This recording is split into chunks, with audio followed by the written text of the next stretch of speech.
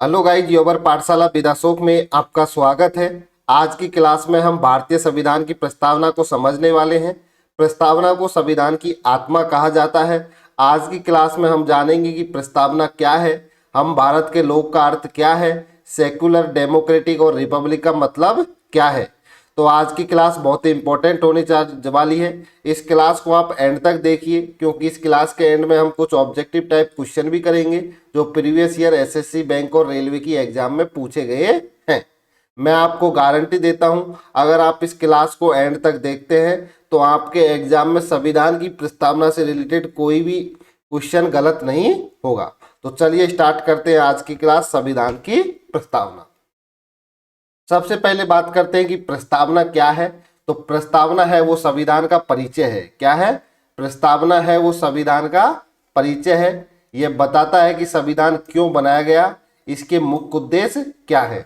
तो जो प्रस्तावना है उसको संविधान का परिचय माना जाता है। यह बताता है कि संविधान क्यों बनाया गया है और इसके मुख्य उद्देश्य क्या है। इसे संविधान की आत्मा भी कहा जाता है। जो संविधान की प्रस्तावना है उसको संविधान की आत्मा या संविधान की कुंजी भी कह सकते हैं।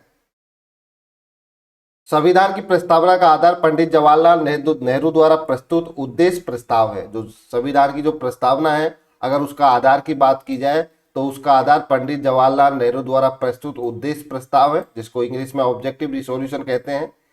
इस उद्देश्य प्रस्ताव को 13 दिसंबर 1946 को संविधान सभा में प्रस्तुत किया गया और बाद में इसे संविधान की प्रस्तावना में शामिल कर लिया गया। तो संविधान की जो प्रस्तावना का आधार है वो पंडित जवाहरलाल नेहरू द्वारा प्रस्तुत उद्देश्य प्रस्ताव है। इस उद्देश्य प्रस्ताव को 13 दिसंबर 1946 को संविधान सभा में प्रस्तुत किया गया और बाद में इसे संविधान की प्रस्तावना में शामिल कर लिया गया। नेक्स्ट, अब बात करेंगे जो प्रस्तावना है वो हम पूरी प्रस्तावना को एक बार देखते हैं। जो संविधान में जो प्रस्तावना लिखी हुई है वो सॉरी तो संविधान में जो प्रस्तावना लिखी हुई है वो क्या लिखी हुई है। तो संविधान में लिखा हुआ है, हम भारत के लोग भारत को एक संपूर्ण प्रभुत्व संपन्न समाजवादी पंचनिरपेक्ष लोकतंत्रात्मक गणराज्य बनाने के लिए तथा उसके समस्त नागरिकों को सामाजिक, आर्थिक और राजनीतिक न्याय, विचार, अभिव्यक्ति, विश्वास, धर्म और उपासना की स्वतंत्रता, प्रतिष्ठा और अवसर की समता प्राप्त कराने के लिए तथा उन सब में व्यक्ति की गरिमा और राष्ट्र की एकता और अखंडता सुनिश्चित करने वाली बंधुता बढ़ाने के लिए दृढ़ संकल्प होकर अपनी इस संविधान सभा में आज दिनांक 26 नवंबर 1949 को एतद द्वारा इस संविधान को अंगीकृत, अधिनियमित और आत्मकृत करते हैं। ये क्या है? ये पूरी की पूरी संविधान की क्या है? प्रस्तावना है। क्या है?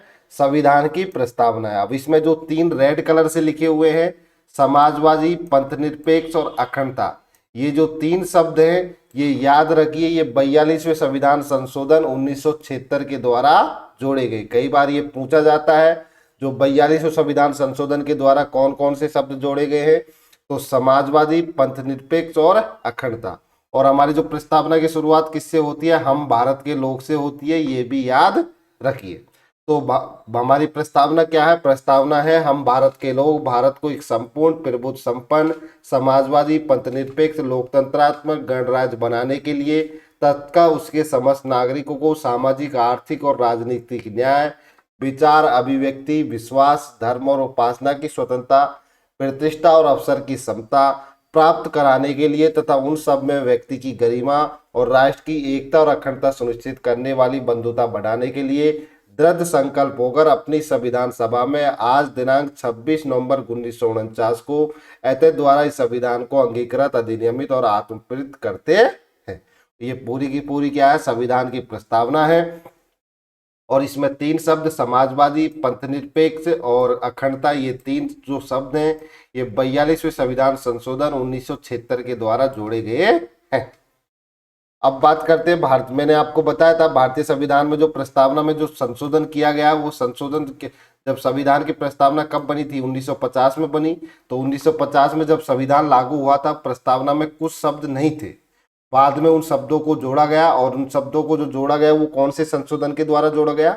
42वां संविधान संशोधन 1976 के द्वारा उसमें कुछ शब्द जोड़े गए। और इस संशोधन में प्रस्ताव में 3 नए शब्द जोड़े गए। कितने शब्द जोड़े गए थे? 42वें संविधान संशोधन 1976 के द्वारा प्रस्तावना में 3 नए शब्द जोड़े गए थे, समाजवादी, पंथनिरपेक्ष और अखंडता। कौन से जोड़े गए थे? समाजवादी, पंथनिरपेक्ष और अखंडता 3 शब्द हैं जो 42वें संविधान संशोधन 1976 के द्वारा संविधान की प्रस्तावना में जोड़े गए। पहले जब 1950 में ये संविधान लागू हुआ था तो ये 3 शब्द नहीं थे, लेकिन 42वें संविधान संशोधन 1976 के द्वारा ये 3 शब्द जोड़े गए, समाजवादी, पंथनिरपेक्ष और अखंडता। तो ये जो अब इसमें जो 3 शब्द जोड़े गए थे 42वें संविधान संशोधन के द्वारा वो कौन कौन से थे? एक समाजवादी था, एक पंथनिरपेक्ष या धर्मनिरपेक्ष, या एक क्या बोलते हैं, अखंडता। तो समाजवादी का मतलब होता है देश में आर्थिक समानता स्थापित करने का लक्ष्य रखना, समाजवादी कहलाया। और धर्मनिरपेक्ष का मतलब होता है भारत का कोई आधिकारिक धर्म नहीं है, प्रत्येक व्यक्ति को धार्मिक स्वतंत्रता है। तो भारत का कोई आधिकारिक धर्म नहीं है, प्रत्येक व्यक्ति को धार्मिक स्वतंत्रता है। और उसके बाद एक है अखंडता। अखंडता का मतलब है देश की एकता और अखंडता को बनाए रखना। तो 3 शब्द जोड़े गए थे, समाजवादी, पंथनिरपेक्ष जिसको धर्मनिरपेक्ष भी कहते हैं, और एक है अखंडता। तो समाजवादी का मतलब होता है देश में आर्थिक समानता स्थापित करने का लक्ष्य रखता है, और धर्मनिरपेक्ष का मतलब होता है भारत का कोई आधिकारिक धर्म नहीं है, भारत सभी धर्मों को मानता है और प्रत्येक व्यक्ति को धर्म की स्वतंत्रता है। अखंडता का मतलब होता है देश की एकता और अखंडता को बनाए रखना। तो भारतीय संविधान के प्रस्तावना में कुछ इंपॉर्टेंट शब्द भी हैं जो जोड़े गए हैं, जो पहले से थे वो जोड़े नहीं गए हैं। जैसे गणतंत्र है, तो गणतंत्र का मतलब होता है देश का राष्ट्रपति लोगों द्वारा चुना जाता है। किसके द्वारा चुना जाता है? जनता के द्वारा चुना जाता है, इसलिए इसको गणतंत्र कहा जाता है। संप्रभु का मतलब होता है भारत किसी अन्य देश के अधीन नहीं है, भारत अपने सभी निर्णय स्वयं लेता है। तो जो भारत है वो किसी अन्य देश के अधीन नहीं है, भारत अपने सभी निर्णय स्वयं लेता है। एक है समाजवादी शब्द जो हमारी प्रस्तावना के अंदर है, उसका मतलब क्या होता है? उसका मतलब होता है देश में आर्थिक समानता स्थापित करना। समाजवादी का मतलब होता है देश में आर्थिक समानता स्थापित करना। और एक धर्मनिरपेक्ष का मतलब होता है भारत का कोई आधिकारिक धर्म नहीं है, हर व्यक्ति को किसी भी धर्म को पालन करने की क्या है? स्वतंत्रता है। और एक है लोकतांत्रिक का मतलब होता है देश की सरकार लोगों द्वारा चुनी जाती है। जो देश की सरकार है वो लोगों द्वारा चुनी जाती है, इसको क्या बोला जाता है? लोकतांत्रिक बोला जाता है। गणतंत्र का मतलब देश का राष्ट्रपति लोगों द्वारा चुना जाता है, जो देश का जो प्रथम नागरिक होता है, इसलिए इसको क्या बोलते हैं? गणतंत्र बोलते हैं। संप्रभु, भारत किसी अन्य देश के अधीन नहीं है, भारत अपने सभी निर्णय स्वयं लेता है। और समाजवादी, इसका उद्देश्य देश की आर्थिक समानता स्थापित करना है। ये कुछ इंपॉर्टेंट वर्ड है जो हमारी प्रस्तावना के अंदर है, मैंने आपको उनको अच्छे से क्लियर बता दिया कि इसका मतलब क्या होता है। उसके बाद बात करते हैं कि प्रस्तावना के उद्देश्य क्या है। तो प्रस्तावना के उद्देश्य है न्याय, स्वतंत्रता, समता और बंधुता।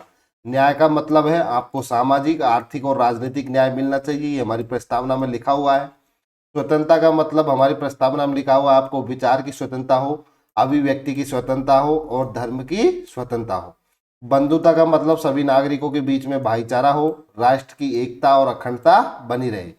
उसके एक है समता का मतलब सभी के लिए समान अधिकार और सभी के लिए समान अवसर। ये हमारी प्रस्तावना के क्या है? उद्देश्य है। प्रस्तावना का उद्देश्य न्याय का है, स्वतंत्रता का है, समानता का है और बंधुता का है। अब इसमें बात करते हैं भारतीय संविधान की कुछ महत्वपूर्ण तिथियां। तो 26 नवंबर 1949 को संविधान सभा ने भारतीय संविधान को अपनाया था। कब अपनाया था? भारतीय संविधान को 26 नवंबर 1949 को संविधान सभा ने अपनाया था, और 26 जनवरी 1950 भारतीय संविधान पूरे देश पर लागू हुआ था। तो हमने 26 नवंबर 1949 को तो भारतीय संविधान को अपनाया था संविधान सभा के द्वारा, लेकिन 26 जनवरी 1950 को भारतीय संविधान पूरे देश में लागू हुआ, और इस दिन भारत एक पूर्ण गणराज्य बन गया। जो 26 जनवरी 1950 है, इस दिन जो भारत है वो क्या बन गया? पूर्ण गणराज्य देश बन गया था। तो ये कुछ महत्वपूर्ण तिथियां, जिसमें से नवंबर 26 1949 इसका जिक्र हमारी प्रस्तावना के अंदर भी है। तो इस दिन संविधान सभा ने भारतीय संविधान को अपनाया था, और 26 जनवरी 1950 को भारतीय संविधान पूरे देश में लागू हो। नेक्स्ट, अब बात करते हैं प्रस्तावना का महत्व। तो भारतीय संविधान की प्रस्तावना को संविधान की कुंजी या संविधान की आत्मा कहा जाता है। प्रस्तावना के अनुसार संविधान की सभी शक्तियों का अंतिम स्रोत भारत की जनता है। तो जो हमारी प्रस्तावना है उसके अनुसार संविधान की जो सभी शक्तियां हैं उनका अंतिम स्रोत भारत की जनता ही है। प्रस्तावना के प्रारंभ में लिखा है कि हम भारत के लोग, जिससे ये स्पष्ट होता है कि यह संविधान भारतीय जनता की इच्छा से बनाया गया। जब हम भारत प्रस्तावना को पढ़ते हैं तो प्रस्तावना के शुरू में ही क्या लिखा हुआ है, हम भारत के लोग, तो जिससे ये स्पष्ट होता है कि यह संविधान भारतीय जनता की इच्छा से बनाया गया है। प्रस्तावना संविधान के उद्देश्य, आदर्श और मूल सिद्धांतों को स्पष्ट करती है। जो संविधान की प्रस्तावना है वो संविधान के उद्देश्य को, उनके आदर्श को और मूल सिद्धांतों को स्पष्ट करती है। अब बात की जाए प्रस्तावना का न्यायालय से कुछ संबंध है, तो प्रस्तावना को न्यायालय में सीधे लागू नहीं किया जा सकता, आप सीधे न्यायालय से इसको लागू नहीं कर सकते। यह निर्णय यूनियन ऑफ इंडिया बनाम बेरुवाड़ी यूनियन केस 1960 में सर्वोच्च न्यायालय द्वारा दिया गया था। तो ये जो प्रस्तावना को न्यायालय में सीधे लागू नहीं किया जा सकता, ये जो निर्णय है ये यूनियन ऑफ इंडिया बनाम बेरुवाड़ी यूनियन केस 1960 में सर्वोच्च न्यायालय द्वारा दिया गया था। इसके बाद 1973 में केशवानंद भारती मामले में सर्वोच्च न्यायालय ने कहा कि प्रस्तावना संविधान का एक महत्वपूर्ण भाग है और यह संविधान की मूल संरचना को दर्शाता है। तो जो पहले था, पहले इसको जो प्रस्तावना को संविधान का मूल भाग नहीं माना गया था, लेकिन 1973 में केशवानंद भारती मामले में सर्वोच्च न्यायालय ने कहा कि प्रस्तावना संविधान का एक महत्वपूर्ण भाग है और यह संविधान की मूल संरचना को दर्शाती है। भारतीय संविधान की प्रस्तावना में जिन आदर्शों एवं उद्देश्यों की व्याख्या की गई उनका विस्तार मौलिक अधिकार, राज्य के नीति निर्देश तथा मूल कर्तव्यों में किया गया है। तो जो भारतीय संविधान की प्रस्तावना में जिन आदर्शों और उद्देश्यों की व्याख्या की गई है उनका विस्तार हमारे जो मौलिक अधिकार संविधान के भाग 3 में, राज्य के नीति निर्देश जो संविधान के भाग 4 में है और जो मूल कर्तव्य वो संविधान के भाग 4 में है, उनमें किया गया है। तो संविधान की प्रस्तावना में जिन आदर्शों और उद्देश्यों की व्याख्या की गई है उनका जो विस्तार है वो हमारे fundamental rights, directive principle of state policy DPSP और जो फंडामेंटल ड्यूटी है उनमें किया गया है। कन्हैयालाल मणिकलाल मुंशी ने भारतीय संविधान की प्रस्तावना को भारतीय संविधान की राजनीतिक कुंडली के रूप में वर्णित किया है। जो कन्हैयालाल मणिकलाल मुंशी ने जो भारतीय संविधान की प्रस्तावना है उसको भारतीय संविधान की राजनीतिक कुंडली के रूप में वर्णित किया है। तो अभी हमने भारतीय संविधान की जो प्रस्तावना है उसके बारे में पूरा अच्छे से डिटेल में पढ़ा। अब हम इससे रिलेटेड कुछ क्वेश्चंस करेंगे जो प्रीवियस ईयर SSC बैंक और रेलवे की एग्जाम में पूछे गए हैं। तो चलिए स्टार्ट करते हैं इनसे रिलेटेड क्वेश्चन। सबसे पहले है भारतीय संविधान की प्रस्तावना में हम भारत के लोग शब्द किस सिद्धांत को दर्शाते हैं। तो ये किसको दर्शाते हैं, ये जनता सत्ता को दर्शाते हैं। किसको दर्शाते हैं, जनता को सत्ता को दर्शाते हैं। इसका मतलब है कि संविधान की शक्ति जनता से आती है। किससे आती है, जनता से आती है। तो हम भारत के लोग ये दर्शाता है कि संविधान की शक्ति है वो जनता से आती है। भारतीय संविधान की प्रस्तावना में भारत को किस रूप में घोषित किया गया है। तो भारतीय संविधान की प्रस्तावना में भारत को संपूर्ण प्रभुत्व संपन्न समाजवादी पंचनिरपेक्ष और लोकतांत्रिक गणराज्य के रूप में घोषित किया गया है। नेक्स्ट, भारतीय संविधान की प्रस्तावना में वर्णित न्याय में कौन से आयाम शामिल है। तो जो भारतीय संविधान की प्रस्तावना में जो न्याय शब्द वर्णित है वो उसके अंदर कौन कौन से आयाम है। तो सामाजिक न्याय, आर्थिक न्याय और राजनीतिक न्याय। तो जो प्रस्तावना है वो 3 प्रकार के न्याय की बात करती है, सामाजिक, आर्थिक और राजनीतिक। भारतीय संविधान की प्रस्तावना में स्वतंत्रता किन क्षेत्रों में प्रदान की गई है। तो भारतीय संविधान की जो प्रस्तावना है उसमें हमको विचार की स्वतंत्रता दी गई है, अभिव्यक्ति की दी गई है, विश्वास की दी गई है, धर्म की दी गई है और उपासना की दी गई है। तो प्रस्तावना नागरिकों को कई प्रकार की स्वतंत्रता देती है, जैसे विचार की, अभिव्यक्ति की, विश्वास की, धर्म की और उपासना की। भारतीय संविधान की प्रस्तावना में समानता का क्या अर्थ है। समानता का मतलब होता है समान अवसर और अधिकार। क्या होता है, समानता का मतलब होता है समान अवसर और अधिकार। सभी नागरिकों को समान अवसर और अधिकार मिलने चाहिए।